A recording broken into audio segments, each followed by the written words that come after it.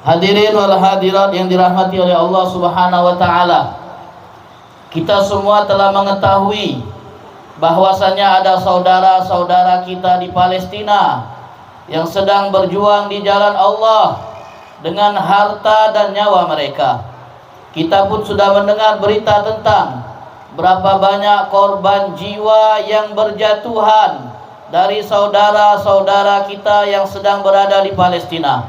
Kita sama-sama berdoa, mudah-mudahan Allah Subhanahu wa taala kuatkan para mujahidin yang sedang membela tanah airnya, negaranya dari penjajah Zionis Israel.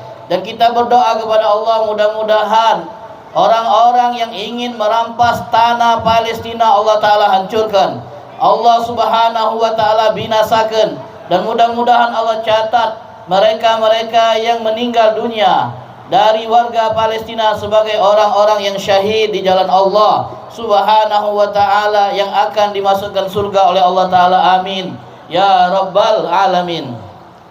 Hadirin wal hadirat yang dirahmati oleh Allah, kalau seandainya orang-orang yang ada di Palestina itu berjuang di jalan Allah dengan nyawanya, maka kita yang alhamdulillah berada di negeri yang damai, berada di negeri yang tidak konflik, kita berjuang di jalan Allah dengan cara yang berbeda. Rasulullah sallallahu alaihi wasallam suatu hari melewati beliau seorang laki-laki yang masih muda, yang terlihat bertubuh gagah. Dia sangat terlihat produktif, tubuhnya itu tegap, tubuhnya itu berisi, dia terlihat gagah. Lewat melintasi Nabi SAW yang kebetulan sedang duduk bersama para sahabat-sahabatnya. Maka sahabat-sahabat pun berkomentar ketika melihat laki-laki ini lewat.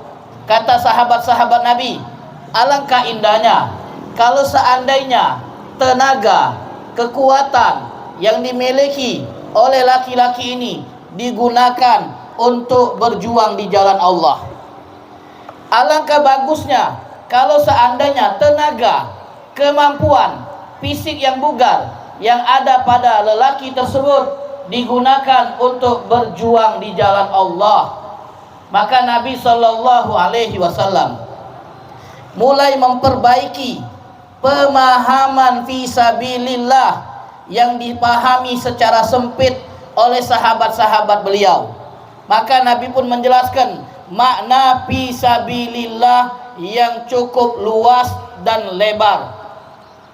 Apa kata Rasulullah SAW? In kana kharaja yas'a ala waladihi sigaran fahuwa fisabilillah. Lelaki yang kalian lihat tadi, kalau seandainya ia keluar dari rumah untuk tujuan mencari nafkah, menjemput rizki, guna membiayai atau guna menafkahi anaknya yang masih kecil, anaknya yang masih bergantung dengan mata pencaharian bapaknya, maka orang yang keluar untuk mencari rizki guna menafkahi anaknya yang masih kecil, itu juga disebut fisabilillah. Para orang tua yang bekerja keluar mulai dari pukul 7 pagi atau 8 pagi, apapun profesinya, apapun pekerjaannya, yang pasti mereka sedang berjuang mencari nafkah untuk anak dan istrinya. Maka ketahuilah, orang-orang yang keluar untuk mencari nafkah guna menghidupi anak dan istrinya, mereka juga sedang berjuang di jalan Allah.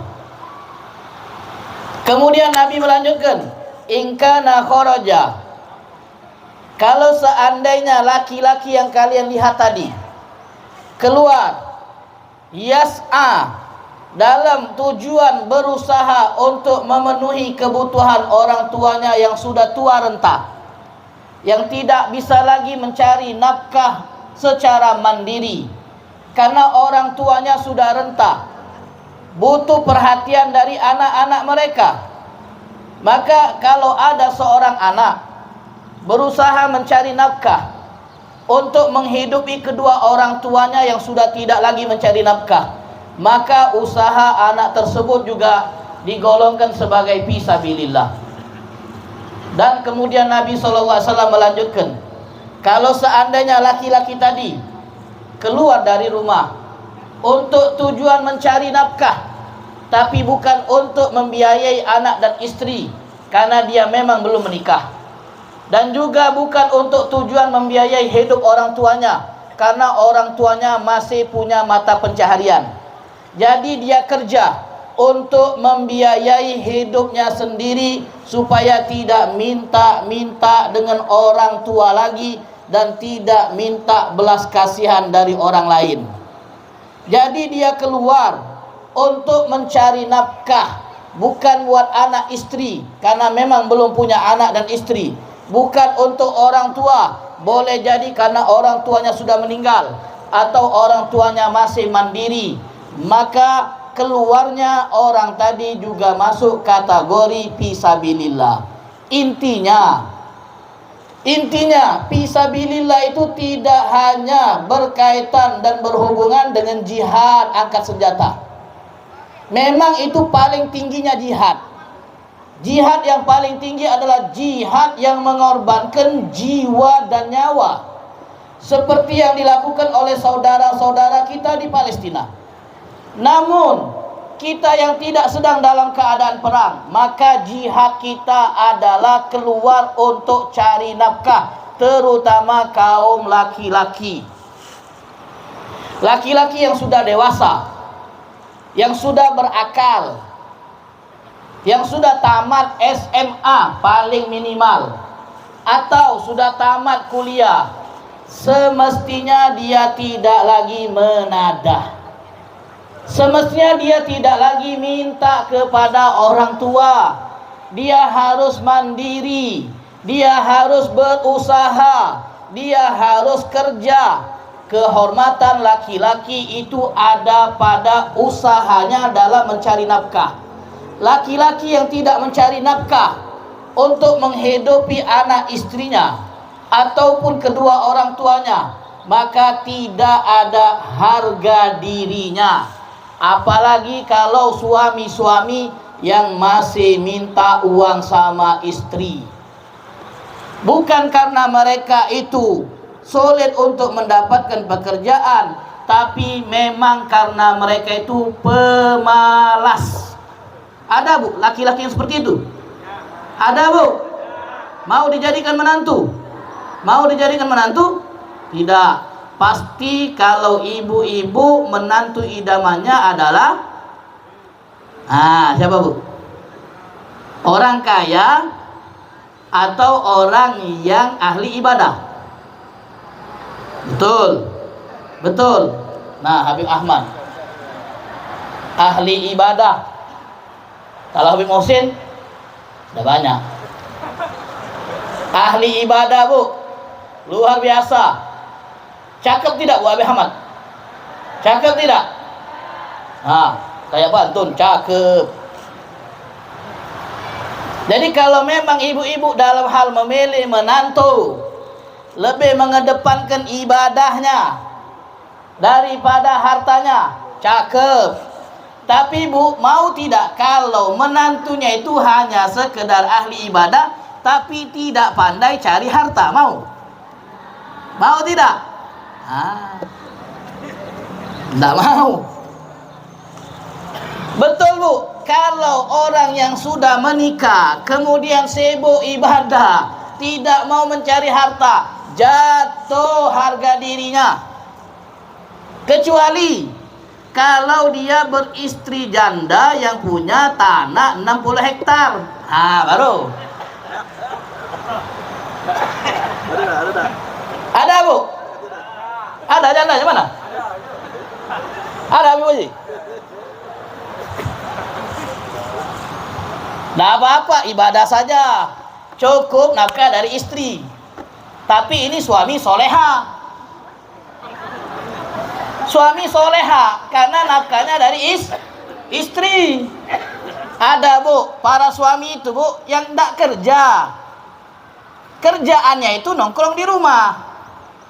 Bangun jam 8 pagi minta dibikini kopi. Kemudian minta uang sama istri 5.000 Ji Samsu 2 batang. Jadi kerjaannya hanya nongkrong di rumah, ngitungi burung terbang. Burung dia terbang-terbang.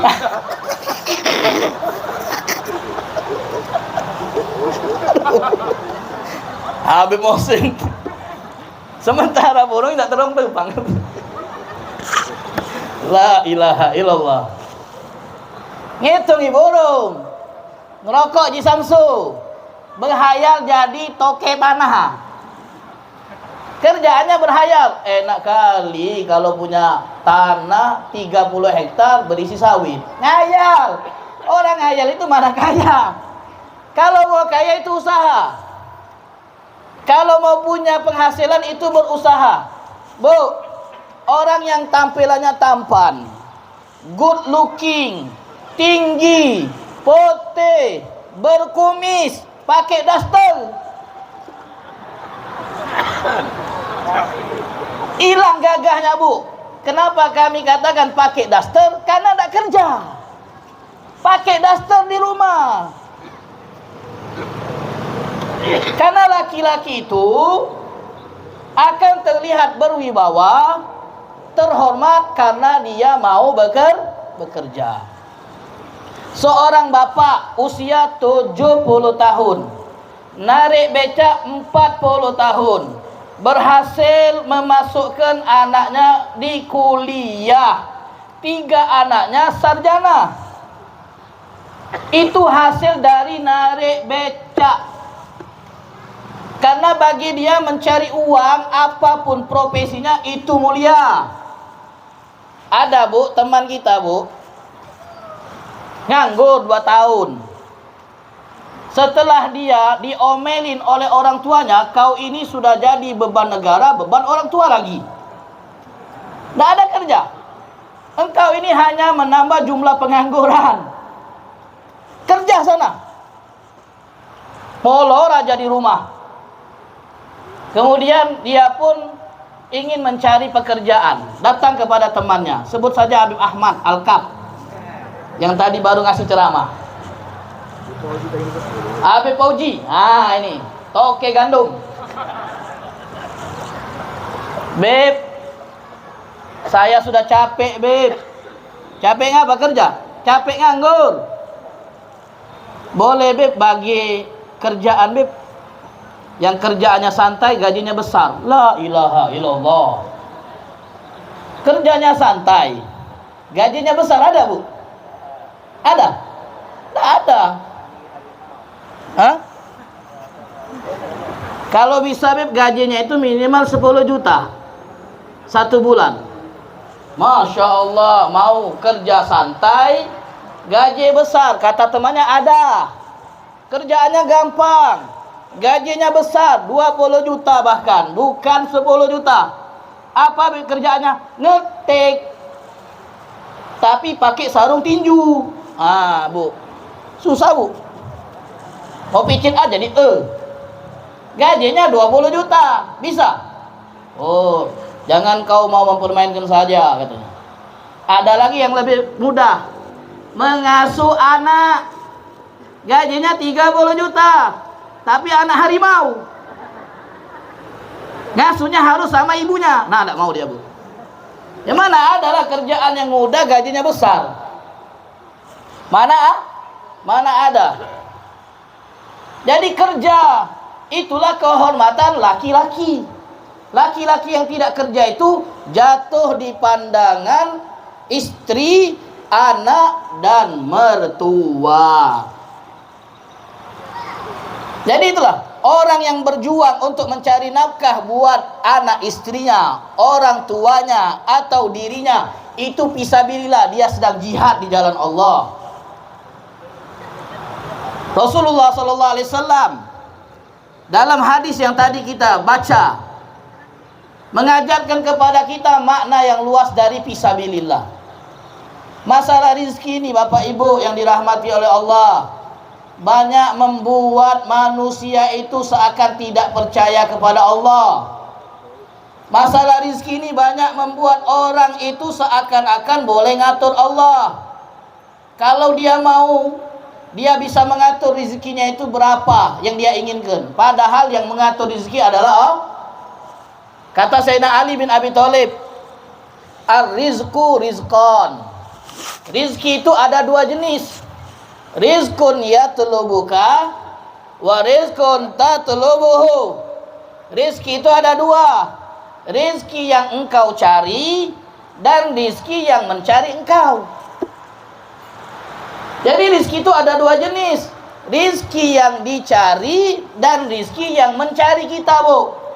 Kata Sayyidina Ali, adapun rizki yang mencari kita, Bu, walaupun kita hanya duduk manis di rumah, dia datang. Dia datang. Sore tadi kami dapat banyak rizki. Rizki itu udah harus uang. Rizki itu bisa makanan. Depan ibu ada kue, itu rizki. Namun rizki itu, Bu, kalau sudah dinikmati. Kalau belum dinikmati, belum disebut rizki. Kalau belum dinikmati, belum disebut rizki. Ada cerita, Bu. Ada orang diberi makanan oleh temannya yang ditemui tanpa sengaja. Ini cerita sebenarnya terjadi pada Habib sendiri. Tapi ini untuk menunjukkan betapa rizki itu luar biasa. Jadi kebenaran sholat di masjid, tiba-tiba ketemu teman sholat di masjid yang sama. Beb, apa kabar, Beb? Baik, alhamdulillah. Kita mau pulang.